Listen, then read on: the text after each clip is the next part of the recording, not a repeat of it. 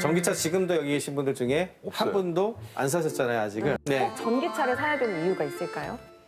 네, 이 질문에 있다라고 답하는 분들이 요즘 더 많아졌을 것 같습니다. 자, 휘발유값, 경유값 무섭게 오르죠. 액화 석유가스, LPG 가격도 부담스럽습니다. 기름을 쓰지 않는 전기차가 고유가 시대 대안으로 부각되고 있는데 오늘은 이 전기차 시장 이야기 좀 나눠보겠습니다. 국민대 자동차 운송 디자인학과 권용주 겸임 교수 나오셨습니다.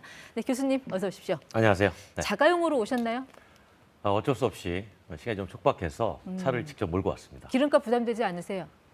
상당히 부담스럽죠. 예전에 동일한 가격을 넣으면 확실히 주행 거리가 네. 많이 못 가요. 그 얘기는 이제 그만큼 기름이 들어가는 네. 양이 같은 값에 줄었다는 얘기죠. 기름값 올랐다는 얘기인데 지금 어디까지 올라와 있습니까? 지금 지난주 주유소에 잠깐 숨고르긴 했습니다만 우리가 지난주 주유소 기준으로 전국 평균 경유 가격이 리터당 1,918원이에요. 2018년 그 7월 이후에 14년 만에 최고치고요. 네. 서울은 2,000원을 이미 돌파한 곳도 있고 휘발유 같은 경우에는 물론 평균은 지난주 기준으로는 1,992원이지만 네. 오늘 기준으로 이제 2,000원까지 육박을 했고 네. 이거는 이제 2012년 이후에 예. 최고치입니다. 그러니까 이게 좀 지역마다 편차가 있기 때문에 2,000원 훨씬 넘어가는 곳도 많이 있더라고요. 그 일부 여의도가 가장 비싼 지역 중에 하나인데 네. 여의도 일부 지역은 2,300원도 넘었고 제주도 같은 경우도 2,100원이 넘는 곳이 많죠. 이제 LPG 같은 거는 주로 이제 택시 기사분들이 많이 쓰는 연료인데 이것도 네. 많이 오른 것 같아요. 지금 리터당 1,162원인데 이게 사상 최고치입니다. 사상 최고치란 얘기는 택시 연료로 많이 쓰고 있기 때문에 네. 택시 사업하시는 분들이 그만큼 기름값 부담을 강하게 받고 있다. 그 얘기를 포함해서 전반적으로 경유나 이런 차들은 지방에서 또 시내버스 용도로 쓰고 있단 말이죠. 네. 그럼 대중교통 인상 요금에 전반적으로 압박으로 작용할 수 있다는 해석까지 가능하죠. 그러니까 국제유가가 올라서 이렇게 기름값 오르는 거 알겠는데 우리나라가 상대적으로 더 많이 오른다는 얘기, 이런 얘기는 왜 나오는 건가요? 기본적으로 이제 기름값은 국제유가에서 공급되는 가격과 정부가 부과하는 세금 구조로 가지고 네. 있는데 우리가 상대적으로 세금비를 조금 높다라는 게 사실이고요. 네. 그 이유는 이제 소득 대비 높다라는 것이고요. 그러다 보니까 국제유가가 올라가면 예. 세금도 같이 늘어납니다. 그렇기 때문에 상대적으로 네. 받는 충격이 더 클 수 있죠. 그래서 그거 부담 낮춰준다고 왜 정부가 유류세도 인하해주고 했잖아요. 네네. 국제유가가 네. 내린 것만큼 더 오른 거죠. 그러면 이제 막상 소비자 입장에서는 네. 분명히 정부가 세금을 내렸는데도 나에게 도움되는 건 없네라고 이제 느끼게 되는 거죠. 그러니까 유가와 세금 사이의 줄다리기에서 유가가 이긴 그런 그렇죠. 형국이라고 균형이 볼 수 깨져버리는 있겠네요. 거죠. 결국은 이제 기름값 아끼려면 운행을 줄이든지 아니면 기름을 안 쓰는 전기차로 눈을 돌리든지 뭔가 좀 대안을 찾아야 할 텐데 실제 이런 분들이 많나요? 지금 시장에서는 소비자가 그렇게 세 가지 선택지를 찾고 있습니다. 하나는 지금 타는 차보다 훨씬 효율이 좋은 차를 찾고 있는 거고요. 또 하나는 아예 네. 차를 놓고 다녀야 되겠다. 즉 대중교통 이용으로 많이 돌아서겠다라는 게 있고 네. 세 번째가 아예 기름을 안 써야 되겠다라고 해서 전기차를 찾는 소비자가 늘어나고 있는 거죠. 근데 지금 계약해도 한참 기다려야 된다면서요. 그렇죠. 아예 자동차를 안 쓰겠다고 대중교통을 이용하는 건 이제 선택을 하면 되지만 네. 그래도 자동차를 이용하겠다라고 하면 이제 하이브리드처럼 고효율을 선택할 수 있잖아요. 근데 하이브리드는 지금 계약해도 1년을 넘게 기다려야 됩니다. 전기차는요? 전기차는 지금 가가지고 제가 전기차 사겠습니다라고 하면 이렇게 얘기하죠. 올해 저희가 팔 물량은 다 끝났습니다. 다음에 오세요. 이렇게 얘기하니까 사고 싶어도 살 수가 없는 상황이 그러니까 된 사겠다는 거죠. 사람 줄 섰는데 왜 네. 그렇게 공급이 달려요? 이게 못 만드는 건 아닐 테고 그럼 안 만드는 건가요? 안 만드는 거죠.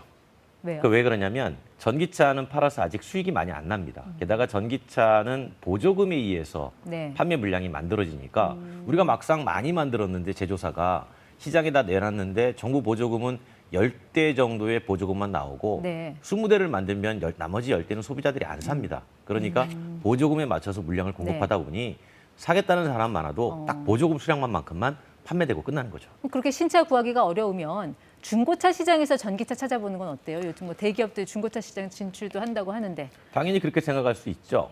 이를테면 지금 내가 기름을 안 쓰고 싶은데 전기차, 새 차는 오래 기다려야 되고 네. 당연히 그러면 중고차로 눈을 돌릴 수가 있겠죠. 그런데 저만 돌리는 게 아니에요. 모든 사람이 같이 돌리는 거죠. 네. 그러다 보니까 중고 시장에서도 전기차 가격은 상당히 비싸게 거래가 됩니다. 그러면 그렇게 비싸게 거래된 중고차를 사면 네.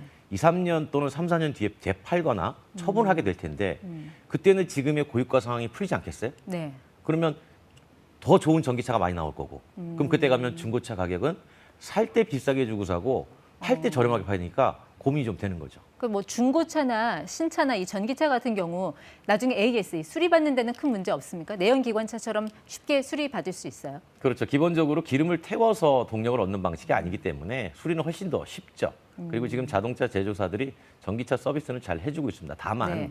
사고가 났을 때 배터리까지 망가지면 그 비용은 누가 보상해 주나. 네. 그래서 이제 자동차 제조사가 배터리에 대해서는 상당히 오랜 기간에 보증수를 해주고 있고 네. 또 보험사도 충분히 보상을 해주는 방식으로 제도를 바꿔나가고 있는 중이죠. 그 전기차 가격은 좀 어떻습니까? 그동안 가격 낮춘다고 대량 네. 생산도 하고 또 배터리에 들어가는 이런 소재 같은 것도 좀 싼 걸로 많이 집어넣고 했잖아요. 이런 노력들이 뭐 가격 하락으로 좀 실제 성과로 좀 이어지고 있나요? 어떻게 전망하세요? 제조사 입장에서는 가격을 무조건 낮춰야만 많이 사겠죠. 보조금 영향도 많이 받지 않고. 네. 그래서 가격을 많이 낮추는 중이었습니다.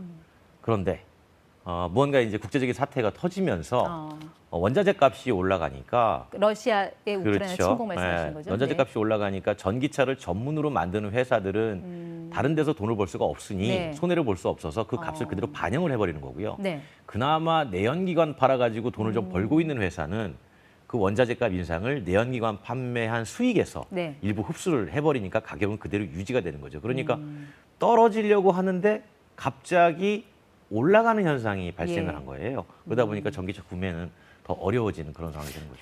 그러면 이 차 기다리지도 않고 또 이게 좋은 가격에 전기차를 구입하려면 일단 구입 시기를 좀 늦추는 게 방법입니까?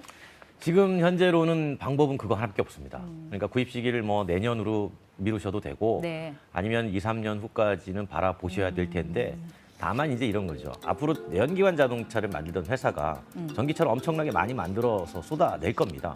그 이유는 안 내놓으면 네. 벌금 매겨요. 정부가 벌금을 매기니까 벌금 받기 싫어서 네. 전기차를 많이 내놓게 되니까 아마 2, 3년 더 지나면 네. 더 많은 종류가 우리 시중에서 판매가 돼서 선택지는 더 넓어지게 될 겁니다. 다만 지금의 이제 기름값 비싼 거를 네. 어떻게 극복할 것이냐의 문제는 남죠. 자, 그렇다면 운 좋게 지금 상황에서 이제 전기차를 받아 드신 분들, 네. 이분들은 뭐 전기차 타고 쌩쌩 달릴 그런 여건은 아직 아닌 것 같은데 어떻습니까? 뭐 좀 이분들이 좀 가장 답답해하는 점 어떤 것들이에요? 그러니까 지금 전기차 이용하시는 분들은 항상 그런 얘기하죠. 충전망이 부족하다. 근데 이제 정부와 민간 기업들의 얘기를 들어보면 네. 절대 충전망은 부족하지 않다.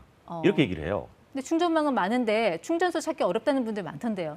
막상 차가 운행되는 곳은 지상인데 충전기가 지하에 많이 들어가 있습니다. 네. 그러다 보니까 급할 때 지하에 들어가면 남의 건물이고 혹시 들어가서 내가 주차료 내야 되는 건가? 이런 이제 아주 그 고민을 좀 하게 된다는 네. 거죠. 그러다 보니까 지하보다는 지상을 많이 찾는데 지상의 공간이 별로 없어서 충전망이 네. 생각보다 많이 있구나라고 느끼지를 못하는 거죠. 1회 충전하는 데 걸리는 시간이라든지 자, 1회 충전 시 완충했을 때 갈 수 있는 주행거리 이런 건 좀 개선이 됐습니까? 많이 개선이 됐죠. 근데 그럼에도 불구하고 주행거리가 늘어나면 충전 시간도 같이 늘어납니다. 네. 아무래도 배터리는 전기를 담는 그릇이잖아요. 그릇에다가 물을 담는데 그릇이 크면 담는 시간도 오래 걸리니까.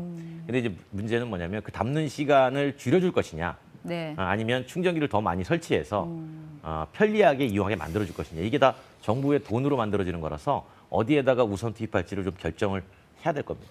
어쨌든 현재로서는 해법은 기름을 최대한 효율적으로 사용하면서 또 안 쓰는 해법을 동시에 찾아야 되는데 네. 그게 그 내 맘대로처럼 이렇게 속도 조절이 안 되는 게 그렇죠. 자동차 업계의 현실인 것 같습니다. 네, 지금까지 ETY 국민대 자동차 운송 디자인학과 권영주 교수와 함께했습니다. 고맙습니다.